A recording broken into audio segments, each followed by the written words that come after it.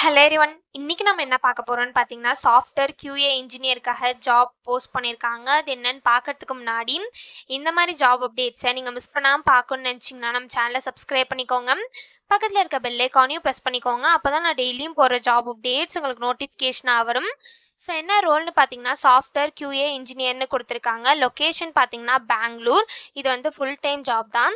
So கீழே பார்த்தீங்கன்னா company overview, job description, உங்கள் ரோல்ஸ் அண்ட் ரெஸ்பான்சிபிலிட்டிஸ், உங்களுக்கு என்னென்ன ஸ்கில்ஸ் எல்லாம் இருக்கணும், எதெல்லாம் எக்ஸ்பீரியன்ஸ் இருக்கணும், இதெல்லாமே கொடுத்துருக்காங்க. இது எல்லாத்தையும் நீங்கள் கோ த்ரூ பண்ணிக்கோங்க. இதெல்லாம் உங்களுக்கு சூட் ஆச்சுன்னா இந்த ஜாபுக்கு நீங்கள் அப்ளை பண்ணுங்கள்.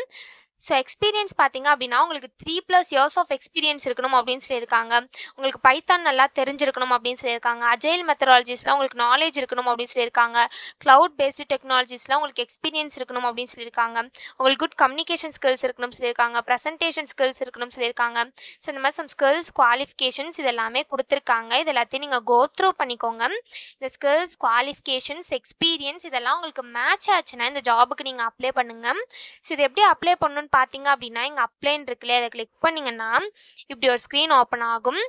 ஸோ நீங்கள் நியூ யூஸராக இருந்தீங்க அப்படின்னா உங்கள் இமெயில் ஐடி இங்கே என்ட்ரு பண்ணிட்டு ரிஜிஸ்டர் நவுன்னு கொடுத்து நீங்கள் ரிஜிஸ்டர் பண்ணிக்கோங்க.